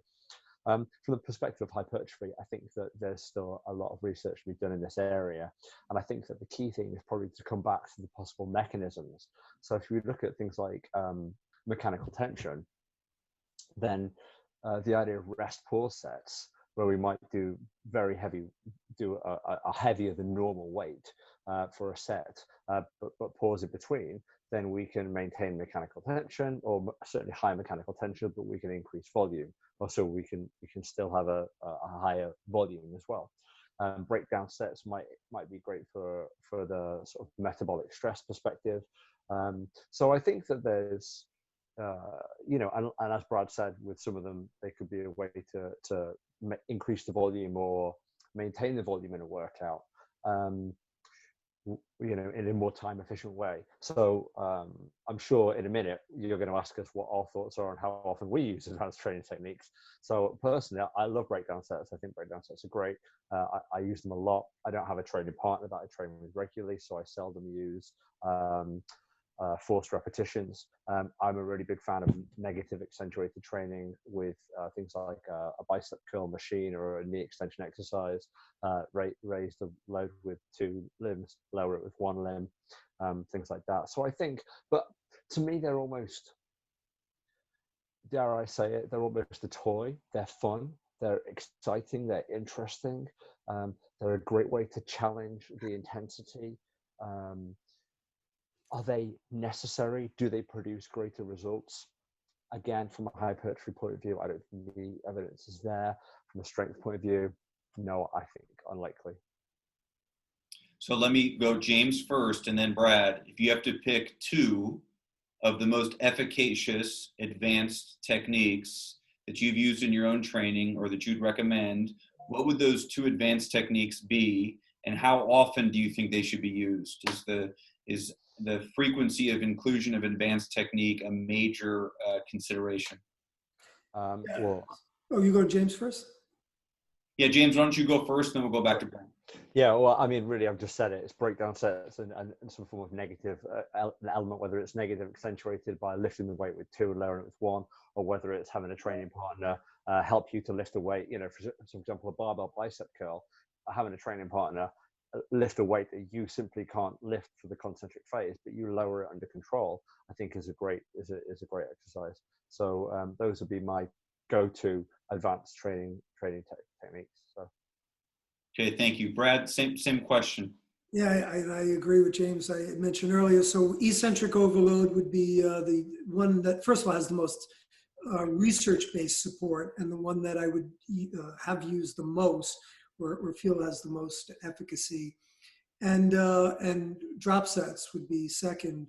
How often is somewhat infrequently. I've actually moved many of my opinions have changed over the years, and this is one of them where I'm much more judicious in terms of how often I utilize them.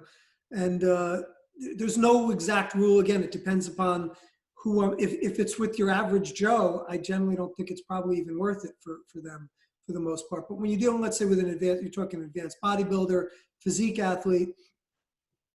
Usually, I work within cycles. In training cycles, so they might be used judiciously within a single training cycle. I might, let's say over the course of a 12-week mesocycle where I would go, I mentioned earlier, let's say a lower volume, moderate volume, and then 4 weeks to a higher volume. It might only be used on a few sets in the higher volume to the breakdown sets, the drop sets, as well as some heavy negatives to get in some extra volume. Okay. In a different way and provide a different stimulus. Because again, I think one of the things, and I should have mentioned this, that I think is important is the novelty of stimulus. The body, if you just keep doing the same thing over and over and over again, the only reason the body adapts is by novelty, is by challenging it in a way it hasn't been challenged. So I think one of the ways as trainers, once we get past the early phases, that we can continue to get gains as you get closer to your genetic ceiling. I'm also the opinion that we never reach our, people throw out the term genetic ceiling as if we're going to hit our heads and that's it. I think you get closer to your genetic ceiling, it gets harder and harder. I mean, I've worked with very high level bodybuilders that I've been able to help put on appreciable muscle. Now it might be a pound in 3 months or so, but for them, that's appreciable muscle. And that's where, again, the novelty of stimulus needs to come into play. You need to be challenging in ways that you haven't before. So sticking with advanced techniques, let's go Brad first. Some questions from the audience. Your thoughts on using rest pause or like breathing squats on a really high rep set of squats. Comments on rest pause from Brad and then from James. Yeah, rest pause, so that's kind of the cluster set paradigm. And we just published a study on that. I collaborated with a group in Spain. We have another one which is in review and another one which is a poster. So I've actually done quite a bit of work. I do not think from a hypertrophy, I think from a strength standpoint, there seems to have some benefits to enhancing strength. Although again, it's with moderate reps. So if you're looking at it from pure strength, there's not been a lot of work with your optimal strength is achieved with very low reps. And that's somewhat hard to do with these cluster sets. So how that's integrated is still somewhat not clear. But from a hypertrophy standpoint, I think it's an interesting topic. In the ways that we've studied it, I do not think that it has appreciable benefits from a hypertrophy standpoint. Okay, James, rest pause. Yeah, I mean, I agree. I don't think there's any data out there to support its benefits for hypertrophy. I think it's interesting to look at two approaches of this. So typically rest pause in the high intensity training community is deemed to be multiple sets of single reps. Any way you put it, with a very, very short rest interval in between, sort of 10, 15, 20 seconds. But that's almost effectively multiple sets of single reps. I think that more interesting than that is to do a set and then drag it out by just doing as many singles as you can afterwards. Or my personal preference over this kind of approach is to do very heavy singles leading into a full set. So essentially a breakdown set from almost a 1RM or what is essentially a 1RM or a 2RM to pause for 10, 15 seconds, continue again, maybe with a slight breakdown, and then drop again and then go into it. So I think there's multiple approaches. And again, I think these can be quite good fun and quite interesting as a way to get maybe volume into the workout, a high load into the workout, which is beneficial for strength or certainly for strength for that exercise. But then get the volume in for other adaptations as well for a more traditional set. But for strength, there might be benefit. I'm interested to see the papers that Brad's just talked about. So, but for hypertrophy, I don't think there's any evidence. So now we'll transition into various topics, and people can drop their questions into the Q&A. And I'm going to go rapid fire. So let's just go a little shorter with our responses so we can cover just a tremendous amount of ground here. So let's go Brad first. Importance of training to muscle failure versus short of failure. How often should someone train to muscle failure? Your comments on failure. So I will say that I'll give you a scoop. We have a meta-analysis in review, and the literature really does not show a benefit to all-out training to failure.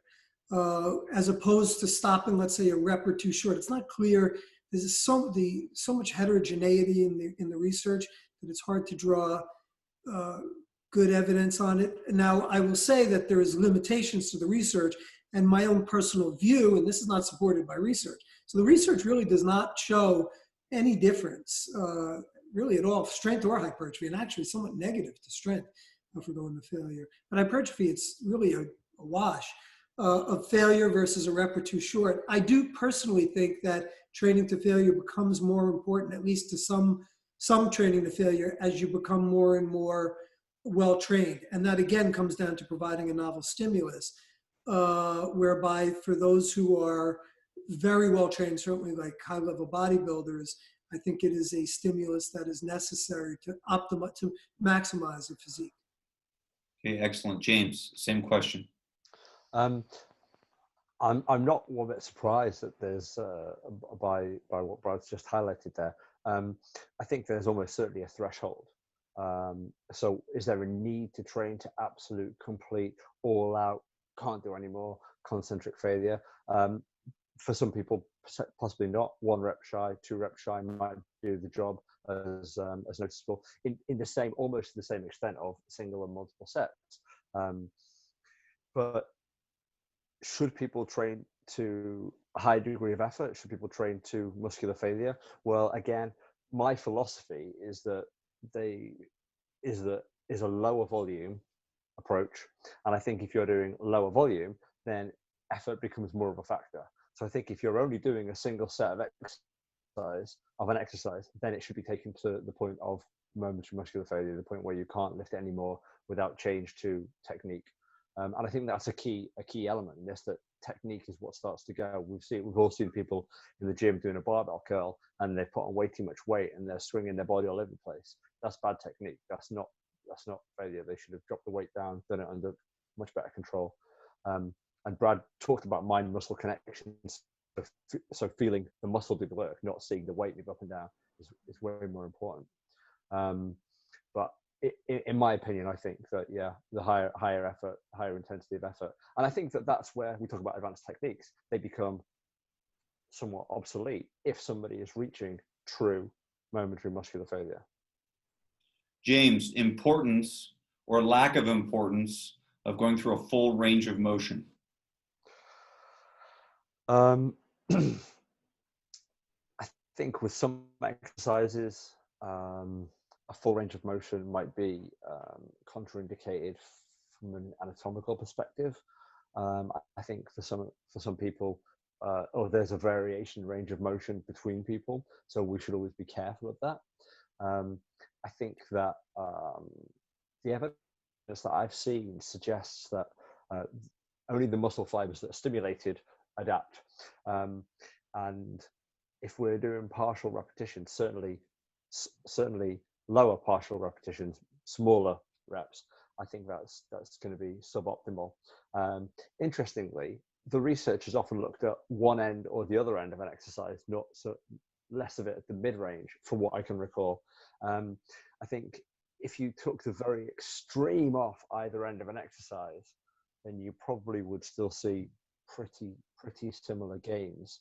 But I would tend to say that stretch can be quite a key factor for adaptation. So, for example, a pec fly is a great example. If you do a pec fly with your arm here, then I think that range is difficult, and I'm not comfortable with it. Whereas if I do a pec fly with a straight arm with my arms around a pad, then I'm far more comfortable getting that stretch. And at that point, I think that range of motion should be as far as you can go, as far as you can comfortably go. Range of motion, Brad. So these are all nuanced questions. So I know we all like to use binary this or that. First of all, there's no one says you have to do full or partial. It's not necessarily an either or choice. And I think there potentially can be benefits to combining the two. I will say that if you're looking at a strength, really power, this would be more of a power aspect from an athletic standpoint, specificity is going to come into play. And this has been actually fairly well documented. So if you're looking to be a basketball player, doing partial squats actually has greater transfer to your jumping, to your rebounding, if you will, in basketball than a full squat, whereas a full squat would have greater utility for, let's say, a catcher in baseball. Now, from a hypertrophy standpoint, which is generally what people want to look at in this, and by the way, and there is some evidence that combining partial and full range of motion actually has synergistic effects on strength and power output. From a hypertrophy standpoint, it's a little more nuanced, and some of it depends on the particular muscle. There was actually a really great study out of Japan that recently came out that looked at full squats versus half squats. And for some of the muscle groups, like the hamstrings, I forgot the specific muscles now. It's hamstrings, I think the adductors, and another one. There was no difference between partial and full. For the quads, and actually I think the rec fem, there was no difference, but there's really not much hypertrophy in the squat anyway for the rec fem. But I think for the vastus lateralis and the glutes, the full range got greater results.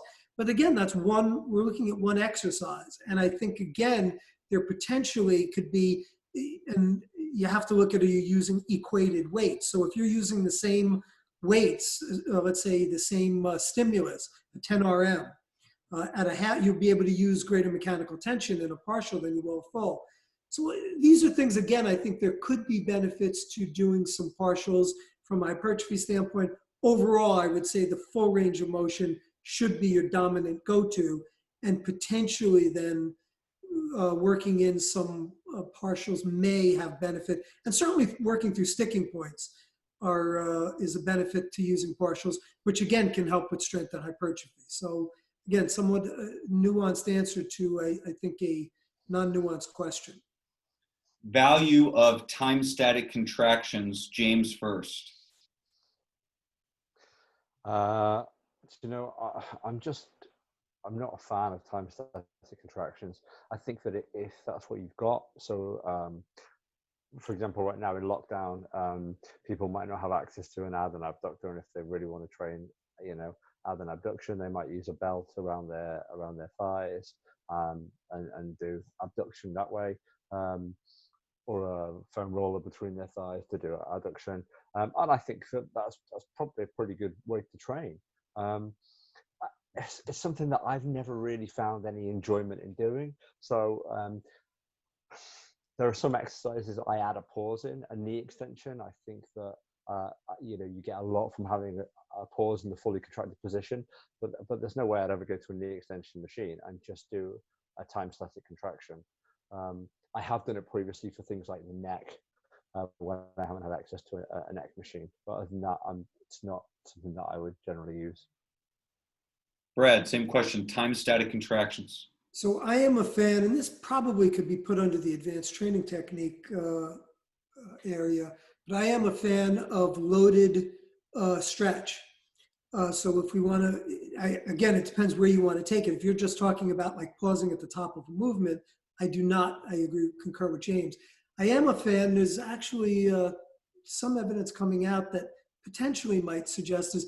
Was a study that was done some time ago that was a poster that looked at a loaded stretch in the calf muscles and showed greater growth. And a colleague of mine has carried out a study that seems to show somewhat greater growth using a chest press.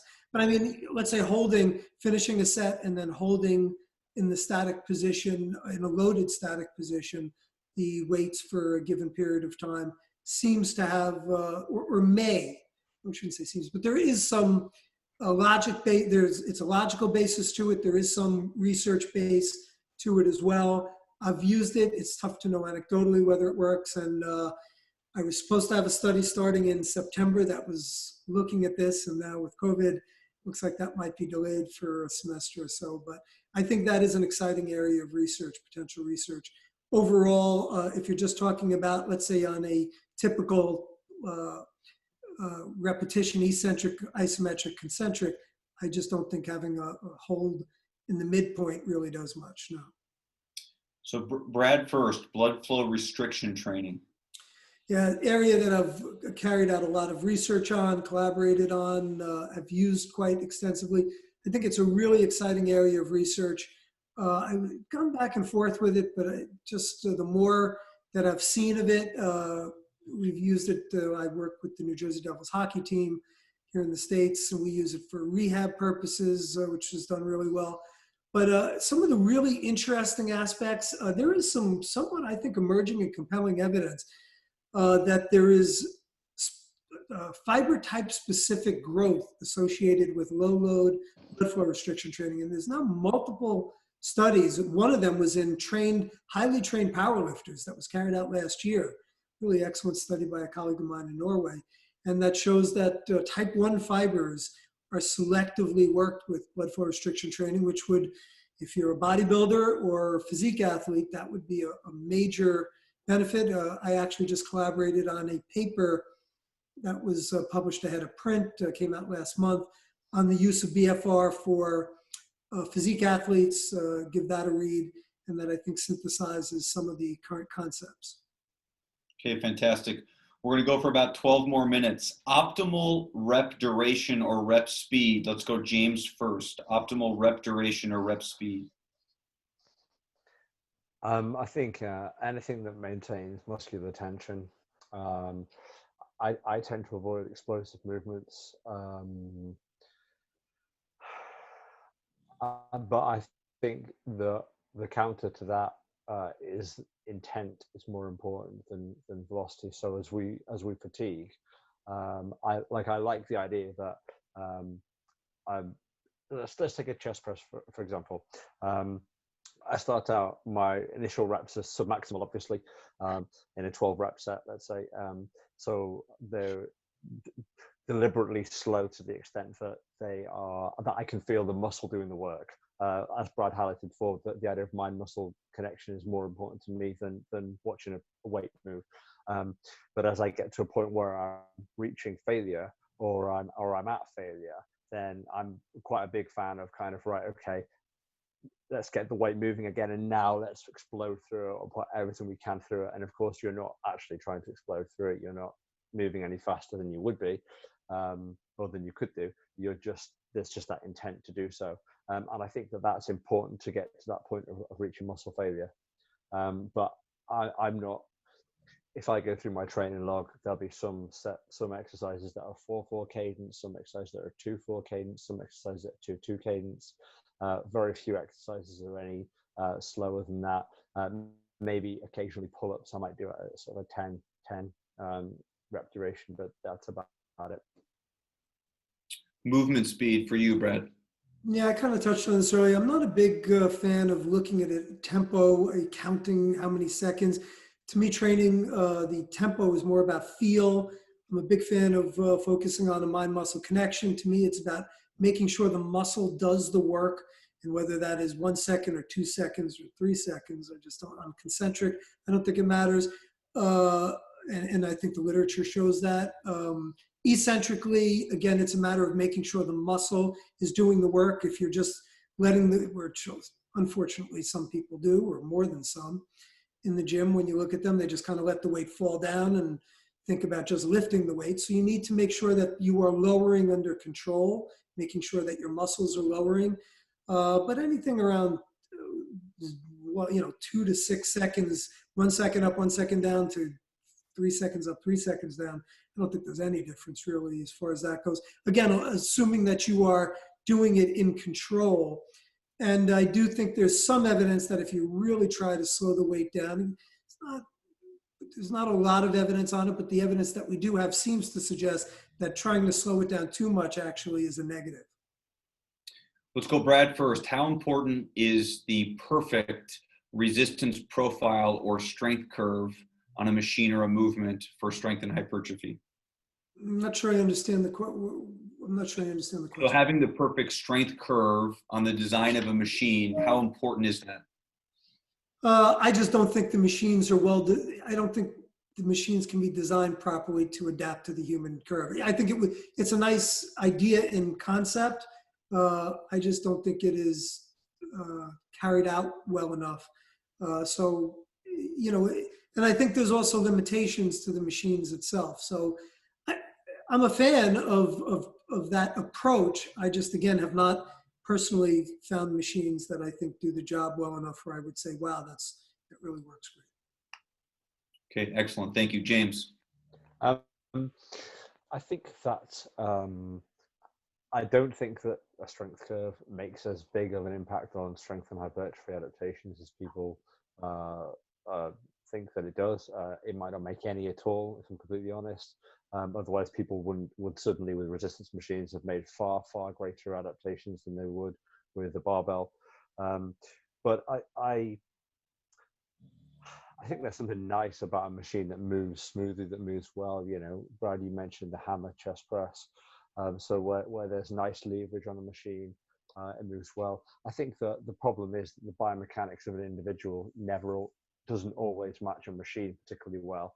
So do you exchange one sticking point that you would have for a barbell for another sticking point with a machine? Quite probably.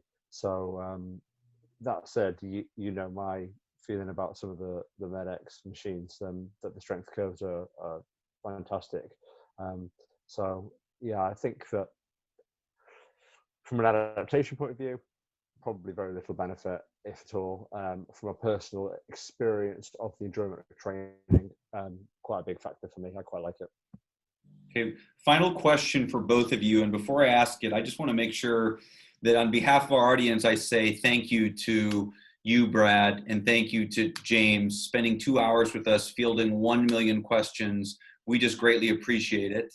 And then just as important, I want to thank our audience. We have people from, I think, 22 different countries today, all different time zones. So thank you so much for joining us. Final question.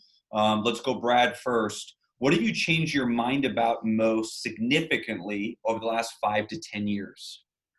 Oh, I mean, so many. I actually wrote a whole post about this.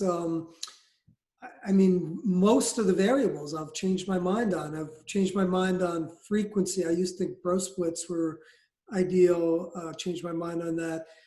I would say the biggest thing was rep range. I was a big, my own research refuted my hypothesis. I remember talking to a colleague of mine, Stu Phillips, who had carried out a study in untrained subjects looking at rep range. And he did high reps and low reps and showed no difference. And I was like, Stu, I said, they're untrained subjects. They get jacked from doing spin class and cardio. And I said, you watch, I'm going to do this study on trained subjects and we're going to see, you'll see how the difference, and zero difference. So that was another one. I could just go on and on. I would say rest intervals, another one. I was a proponent of, I thought the hormone hypothesis might have a benefit to short rest intervals, and that was not only refuted, it showed somewhat a better benefit to longer rest intervals.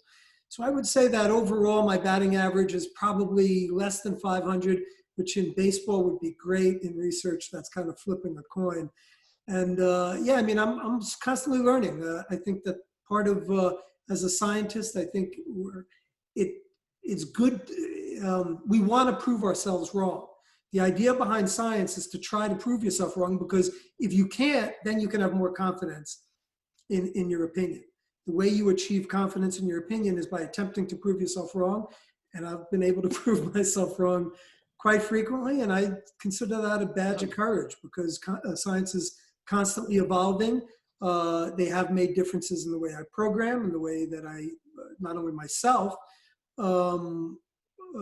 and by the way, even from a volume perspective, I've become more cognizant that lower volumes can get more benefit than I thought they could, just in going through it. So my training now, I'm just looking for maintenance, and my own training is fairly low volume at this point. It would be different than if I was bodybuilding. But anyway, I just think, again, it's we all should be open. I think one of the dogma is the enemy of progression, is moving our field forward. And I think all too often in most fields, people get very hardened in their beliefs. And I think the more that you know, the more you realize you don't know. And that's kind of, to me, the beauty of being a scientist. Yeah, Brad, the last 4 minutes there was absolutely brilliant and made me respect you even more than I respected you the last 10 years. So that was just so perfectly stated. Just a pleasure to have you. And those last 4 minutes were just sheer brilliance and humility. What a rare combination. So thank you. James, you have to follow that now. Yeah. I mean, I had no doubt that Brad was gonna say something like that. He's a phenomenal academic and a fantastic researcher and a genuinely really nice guy. And that's not me saying that because this is going out to hundreds of people. This is exactly what I said to him when we spoke in Spain. I think that, and the other thing to add to that, as Brad said, is that we should look at ways to prove ourselves wrong. So I think for all the people that have been watching this, that have posted, posted heckling comments to myself or to Brad or to regurgitate their own opinion, they've not approached this in the way to try to learn. And I think that what we should be doing is looking at, well, if somebody else is presenting an opposing view, then why are they right and why am I wrong? And if we can validate ourselves by going through the academia and by strengthening our argument, and that's great. But if our argument falls down, then we have to take a look at it and say, well, maybe I'm not right about this. And that leads me to what you asked. What have I changed my mind on? Well, the biggest factor certainly has been volume. As I said, I couldn't attribute it correctly to Brad or James Krieger before, but I think that the evidence there now says that higher volumes are more beneficial for muscle hypertrophy. How much more beneficial, what more you get from it, I don't know. And it's certainly from an efficiency point of view, lower volumes are there. My workout today, just to put this in perspective, was easy curl, barbell curl, and skull crushing exercise done as a superset as a drop set, followed by a single set of chin-ups and a single set of press-ups. So arguably I did 3 sets of barbell curl and 3 sets of skull crushers. So, I think that, but that was my entire workout. So that was everything that I could do for shoulders and everything that I had time to do for biceps, triceps and back and so forth. My mind's changed over volume. I think there's a lot more in volume than we've looked at. But from a time efficiency perspective, I still take a lower volume approach where appropriate. And by the way, if I can finish up just one last thing, and I think this will kind of bring it full circle, but I know you started off, Luke, in talking about camps, different camps. I met James for the first time in person in Spain, and we talked probably for a couple of hours over the course of it. And I mean, what I think was really stark and interesting realization was how much we actually had in common and how little differences really. The differences we had was minor, and I think you could see from today, from our discussion today, it really comes down to nuances, that when you actually look, as we're both researchers and aware of the research and practitioners who've been in the field and been in the trenches, that there's always going to be differences in opinion, but the differences really 90% probably or plus, we're agreeing on the vast majority of things. So I think when we're talking about camps, there are no camps, there are nuances. Yeah, fantastic way to end. Dr. Schoenfeld, Dr. Fisher, thank you so much. We hope to see everyone that's on this call live November 20th and 21st for the Resistance Exercise Conference in Minneapolis. And if you work in a gym setting, a studio setting, we encourage you to look at the May 28th course, Building a $1 Million Training Gym. Thank you so much. James, it's 10 p.m. in England. Thank you for staying on with us so late at night. Everybody have a great evening. Thank you. Thank you very much.